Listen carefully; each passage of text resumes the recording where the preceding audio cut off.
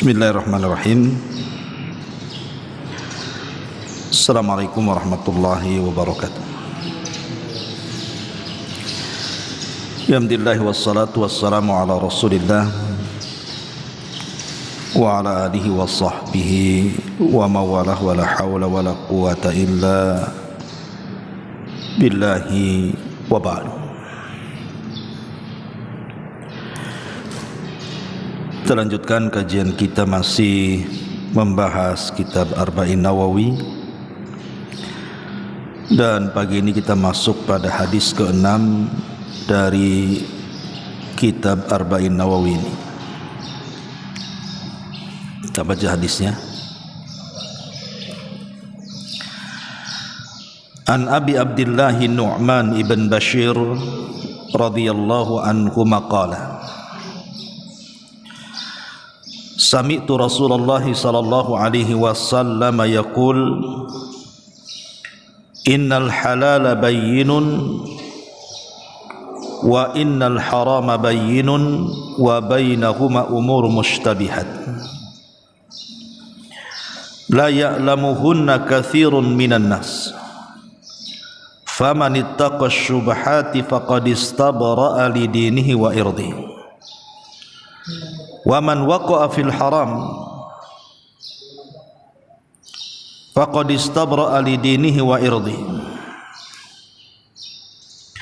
qarra'i yar'a hawla al-hima yushiku an yarta'a fihi ala wa inna li kulli malikin hima ala wa inna himallah maharimuhu ala wa inna fil jasadi mudghah idza saluhat saluhal jasadu kulluhu wa idza fasadal jasadu kulluh ala wahiyal qalbu. Nabi SAW mengatakan dari hadis Abi Abdillah Nu'man ibn Bashir, dan Abu Abdillah Nu'man bin Bashir adalah seorang sahabat yang pertama lahir dari kalangan Ansar dari hijrahnya Nabi SAW. Jadi pasca hijrah Rasul dari Mekah ke Madinah, ada dua bayi lahir pasca hijrah itu, satu dari Ansar dan satu dari Muhajirin. Adapun dari Ansar Abu Abdillah Nu'man ibn Bashir yang kita sedang kaji hadisnya ini. Adapun dari Muhajirin Abdullah ibn Zubair. Jadi bayi yang lahir pertama hijrah Rasul dari Mekah ke Madinah dari kalangan Muhajirin Abdullah ibn Zubair, dan dari kalangan Ansar Nu'man ibn Bashir atau kunyahnya Abu Abdillah radhiyallahu anhuma. Dan Nu'man ibn Bashir radhiyallahu anhuma berkata, aku mendengar Nabi sallallahu alaihi wasallam bersabda, sungguh yang halal itu telah jelas dan yang haram juga sudah jelas. Antara keduanya ada perkara yang samar yang tidak diketahui banyak manusia. Orang yang menghindari perkara samar itu berarti dia telah memelihara agama dan dirinya. Sedangkan orang-orang yang jatuh kepada perkara samar, faman waqa'a fi syubhat waqa'a fil haram, maka dia telah jatuh kepada yang diharamkan. Kemudian Rasul mencontohkan qarra'i yar'a haulal hima, seperti penggembala yang menggembala dekat tanah larangan atau tanah milik orang. Yushiku an yarta'a fi, dikhawatirkan dia masuk ke tanah larangan itu. Ala wa inna likulli malikin hima, setiap raja itu kan memiliki daerah larangan. ala wa inna himallah maharim, dan bahwa daerah larangan-larangan Allah adalah apa-apa yang telah diharamkannya. Ketahuilah di dalam tubuh manusia terdapat segumpal daging. Jika ia baik maka baiklah seluruh badannya, jika dia rusak maka rusaklah seluruh badannya.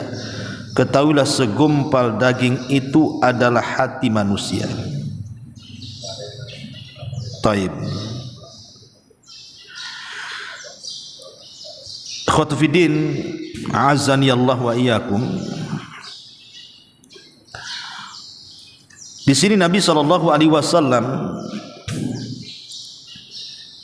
menjelaskan kepada kita perkara yang sangat agung sekali. Makanya hadis ini menurut Imam Ahmad ibn Hanbal rahimahullahu taala adalah satu di antara 3 hadis yang menopang agama.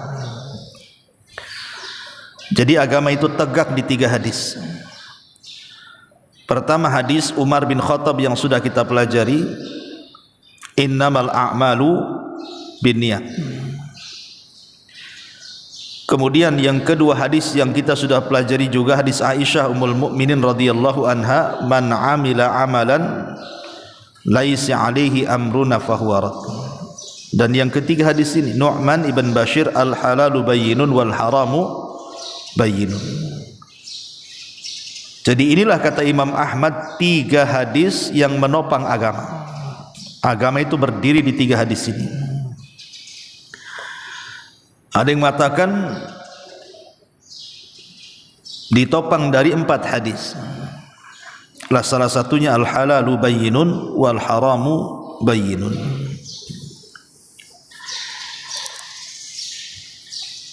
Baik, setelah kita tahu keagungan hadis ini, kita akan menjelaskan sedikit. Di sini Nabi SAW mengatakan innal halala bayyinun. Yang halal itu sudah jelas. Yang halal itu sudah jelas. Seperti antum makan nasi halal. Kemudian antum pakai pakaian halal. Kemudian memakan lauk-laukan yang sudah jelas halal, tahu, tempe dan yang semacamnya, itu halal semuanya. Jadi yang halal itu sudah jelas sebenarnya, tidak perlu dijelaskan lagi. Kemudian wa innal harama bayyinun, yang haram juga jelas. Syirik, kufur, bid'ah, maksiat, makan babi, makan anjing, mencuri, zina, riba, judi dan macam-macam. Jadi perkara haram itu juga sudah jelas sebenarnya. Tetapi ada yang ketiga, karena dalam hadis ini berarti kita simpulkan hukum itu terbagi menjadi 3 kan. Halal itu sudah jelas, haram itu sudah jelas. Lah yang ketiga ini tak jelas, disebut dengan mushtabihat namanya, atau perkara syubhat. Ini belum jelas apakah dia halal, apakah dia haram. Dia berdiri tengah-tengah antara halal dan haram. Itulah disebut mushtabihat. Tetapi bukan berarti kemudian mushtabihat ini maksudnya perkara samar, tidak jelas halal haramnya ini. Tidak diketahui hukumnya, diketahui hukumnya, tetapi oleh sebagian kecil manusia dan sebagian besar manusia tidak tahu. Karena kan umumnya di masyarakat lebih banyak orang awam dibandingkan orang cerdas. Lebih banyak orang awam dibandingkan ulama. Makanya hanya para ulama yang tahu kan. Orang awam lebih banyak tidak tahu. Makanya di sini la ya'lamuhunna katsirun minan nas. Kebanyakan manusia tidak tahu. Ya karena kebanyakan manusia orang awam. Kebanyakan manusia tidak belajar agama, makanya mereka tidak tahu, akhirnya jadi syubhat bagi mereka. Tetapi bagi para ulama yang mereka belajar, para talabatul ilmi yang mereka terus menggali ilmu, maka perkara-perkara samar itu akan jadi jelas. Apakah masuk ke yang halal ataukah masuk ke yang haram. Berarti dari sini sebenarnya semua perkara itu jelas. Tidak ada yang tidak jelas dalam agama ini. Yang tidak jelas itu karena tidak punya ilmu. Tapi kalau punya ilmu pasti jelas. Karena kita tahu bahwa syariat Islam itu telah sempurna. Islam ini sudah sempurna. Sebagaimana dikatakan oleh Abi Dzar Al-Ghifari radhiyallahu an, sampai tidak ada satu burung yang mengepak di langit kecuali dijelaskan ilmunya. Apa yang mendekatkan kita ke sorga sudah dijelaskan ilmunya. Apa yang menjauhkan kita dari neraka sudah dijelaskan ilmunya.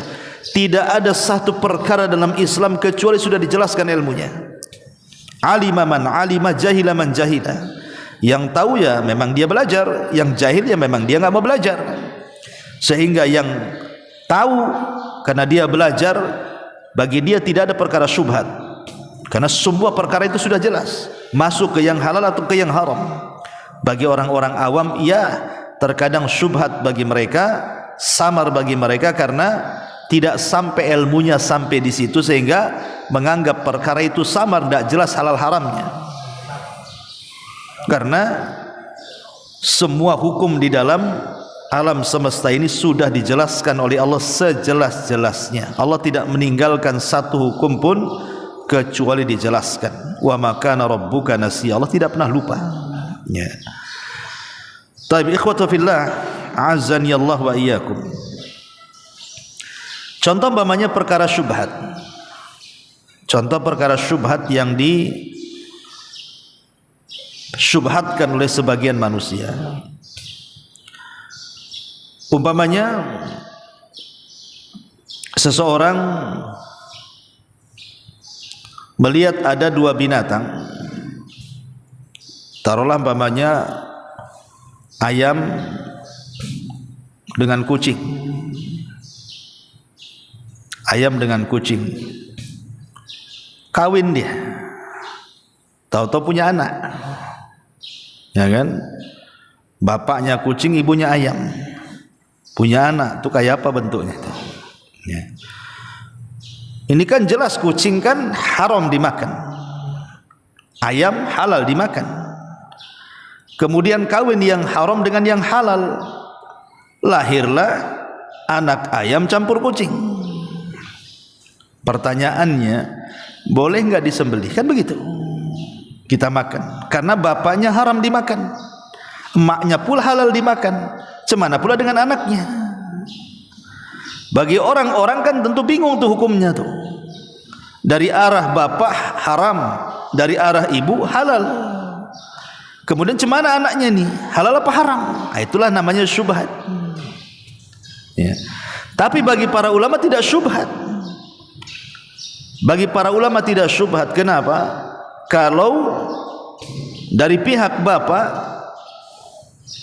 berarti haram. Berarti anak dari persilangan ayam dengan kucing itu haram. Kenapa? Karena dari jalur ayah kan gitu, dari jalur laki-laki, dari jalur jantan, tidak boleh, haram. Seperti mamanya anjing dengan kambing, lahir anaknya nggak jelas gitu ya, badan anjing, muka pula kambing gitu. Tapi kan dikawini oleh anjing, tetap haram, tidak boleh. Bagi yang tahu hukumnya jelas tidak boleh, haram kan. Tapi bagi yang tidak tahu hukumnya kan bingung dia jadinya, jadi samar. Itulah disebut syubhat namanya. Jadi oleh sebagian manusia diketahui tentang hukumnya yang tadinya samar menjadi jelas. Bagi kebanyakan manusia bingung mereka karena tidak paham hukumnya, karena ketidaktahuan mereka akhirnya menjadi perkara samar bagi mereka. Padahal dalam agama itu sebenarnya tidak ada yang samar, semua sudah dijelaskan. Cuman sebagian manusia, banyak orang awam sehingga mereka tidak tahu hukumnya. Nah, di sini Nabi SAW mengatakan, "Faman ittaqa syubhat faqad istabra'a li dinihi wa irdihi." Barang siapa yang meninggalkan syubhat yang tidak jelas halal haramnya, maka dia telah menjaga agamanya dan menjaga kehormatannya. Menjaga agama artinya menjaga hubungan dia dengan Allah, menjaga kehormatannya artinya menjaga hubungan dia dengan manusia yang lainnya. Jadi kalau seandainya kita ini tidak tahu hukumnya halal haramnya, karena kejahilan kita, lebih baik ditinggalkan sampai bertanya dan jelas jawabannya. Contoh umpamanya, antum pernah lihat apa itu musang? Ada musang di sini kan, dijerat sama antum, dapat musang. Pertanyaannya, musang ini halal ke haram? Kan begitu. Boleh dimakan atau tidak musang nih? Ya. Ketika antum ragu-ragu apakah boleh dimakan atau tidak, ini perkara syubhat. Kalau menjadi ragu-ragu bagi kita karena tidak tahu ilmunya, lebih baik ditinggalkan, jangan dimakan dulu, dan tidak boleh kita katakan halal ataupun haram sampai bertanya. Tanya sama ustaz, ustaz bagaimana hukum makan musang? Oh, kata ustaz halal, karena tidak ada yang menjadikan dia haram, seperti dia bertaring, berkuku, kanibal, atau mungkin dia mencakar dan begitu seterusnya. Ketika tidak ada perkara-perkara yang menjadikan dia haram, ya halal hukum asalnya, kembali kepada hukum asal. Lah, ketika kemudian antum tidak memakan dulu sampai dia bertanya, sampai antum bertanya kepada orang alim, kepada ustaz, kepada kiai, maka antum telah menjaga agama dan kehormatan namanya, karena tidak melanggar perkara syubhat sampai betul-betul ditanyakan. Setelah tahu hukumnya, jelaslah bahwa tidak ada kesamaran lagi bagi antum. Berarti terjagalah agama kita dan kehormatan kita. Faqad istabra'a li dinihi wa irdihi. Tetapi wa man waqa'a fi syubhat waqa'a fil haram. Tapi kalau antum terjang perkara syubhat itu, lah makan aja lah katanya. Nanti habis dimakan baru tanya ustaz. Udah kenyang tanya ustaz, ustaz gimana hukum musang, haram apa halal? Haram kata ustaz. Bingung antum. Wah, udah masuk perut ini ustaz, gimana ini? Ya. Lah dikhawatirkan kalau menerjang syubhat nanti masuk ke haram. Iya, kalau ke halal alhamdulillah, kalau ke haram gimana nantinya? Makanya menghadapi perkara syubhat itu jangan dulu dilakukan, tinggalkan dulu sampai jelas perkaranya. Itulah bisa menjaga agama, hubungan kita dengan Allah, dan kehormatan hubungan kita dengan manusia, supaya tidak dibicarakan manusia. Kemudian Nabi SAW mencontohkan qarra'i yar'a haulal hima. Contoh namanya, ada seorang penggembala sedang menggembala kambing di tanah dia, tapi di sampingnya ada tanah orang, tidak dipagar pula tanah orang itu. Tiba-tiba kita lepaskan kambing di tanah kita, tapi sampingnya tanah orang dan tidak dipagar. Kan memungkinkan kambing kita masuk ke tanah orang, karena tidak dipagar masalahnya. Memungkinkan dia ketika rumput di ladang kita habis, pasti dia akan ke ladang tetangganya kan. Makanya Rasul mengatakan qarra'i yar'a haulal hima, seperti kambing yang dilepas di ladang kita, di sampingnya ada ladang orang, pasti dia akan masuk di situ. Ya. Makanya jangan sampai kemudian perkara syubhat itu dilakukan karena takut masuk ke yang haram, gitu maksudnya. Karena wa inna likulli malikin hima, ala wa inna himallah wa harimu. Setiap raja itu punya daerah-daerah terlarang, dan Allah Subhanahu wa taala juga sama punya daerah-daerah terlarang, dan larangan-larangan Allah itu yang diharamkannya. Takut kalau seandainya kita sering melakukan syubhat jatuh ke yang haram, atau memang ketika kita melakukan syubhat itu memang perkara haram. Maka Rasul menutup hadisnya, ala wa inna fil jasadi mudghah idza saluhat saluhal jasadu kulluh wa idza fasadat fasadal jasadu kulluh ala wahyal qalbu. Ingatlah, dalam jasad manusia itu terdapat segumpal daging, kalau dia baik-baik semua, kalau dia jahat rusak semua badan ini. Itulah hati manusia. Kata Imam Ibnul Qayyim, hati itu seperti raja, anggota badan ini seperti pasukannya. Berarti yang menggerakkan badan itu adalah rajanya. Berarti peran hati dengan anggota badan itu sangat sentral sekali, karena dia yang memerintahkan tangan, kaki, mata, telinga, lisan dan semua anggota badan untuk bergerak. Kata hati, hei mata, pandang yang halal, maka mata tidak mungkin memandang yang haram. Kata hati, hei telinga, dengar yang mubah, maka selamanya telinga tidak mungkin mendengar yang haram. Kata hati, hei kaki, melangkah ke yang halal, maka selamanya kaki tidak mungkin dilangkahkan ke tempat yang haram. Tapi sebaliknya, kalau hati mengatakan, hei mulut, ucapkan kalimat kasar, maka selamanya mulutnya akan mengucap kalimat kasar dan tidak pernah santun. Kata hati, hei tangan, tabok dia, maka dia akan memukul sebagaimana perintah hatinya. Jadi hati itulah yang menjadikan badan kita baik ataupun tidak baik. Semana perintah hati itu. Jahat, jahat anggota badan. Berbuat baik, baik semua anggota badan. Itulah hati. Makanya penting memelihara hati itu, karena ketika hati terpelihara, maka anggota badan pun ikut terpelihara. Kata Imam Ibnul Qayyim, al-qalbu kal malik wal jawarih junuduhu. Hati seperti raja dan anggota badan itu tentaranya. Masyarul muslimin yang dimuliakan Allah Azza wa Jalla, ikhwatu fillah, azani Allah wa iyyakum. Hadis ini mengajarkan kepada kita apa? Kepada kita wara' namanya. Jadi hadis ini secara umum dari awal sampai akhir mengajarkan kepada kita satu sifat mulia dalam Islam yang disebut dengan wara'. Wara' itu menghindari perkara syubhat walaupun mubah, untuk tidak jatuh ke makruh apalagi haram. Contoh umpamanya, Nabi SAW satu hari hendak tidur, tiba-tiba di bawah ranjangnya ada satu butir kurma. Sebenarnya sah-sah saja Rasul mengambil memakan, kan di kamar dia, bukan di kamar orang. Tapi ketika sudah mau dimasukkan ke mulutnya, tak jadi, dilempar lagi kurmanya. Jadi salah satu istrinya mengatakan, ya Rasulullah, kenapa engkau tidak memakannya?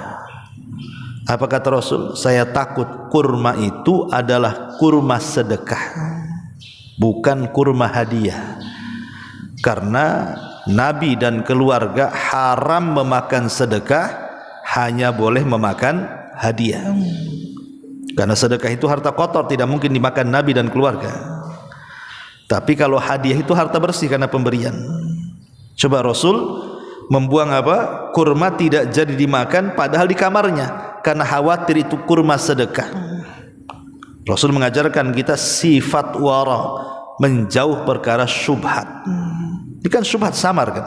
Tidak tahu apakah ini sedekah ke ini hadiah, kan samar.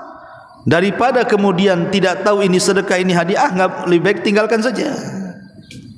Itulah yang disebut barang siapa yang meninggalkan syubhat, maka dia menjaga agama dan kehormatannya. Atau contoh yang lain, Nabi sedang berdua-duaan dengan Safiyah di bulan Ramadan. Jadi ketika i'tikaf Rasul, Safiyah datang ke masjid. Kemudian Nabi SAW menyempatkan diri ngobrol dengan Safiyah di samping masjid, berdua-duaan. Ya nggak ada masalah suami istri berdua-duaan, cuman masalahnya tempatnya gelap.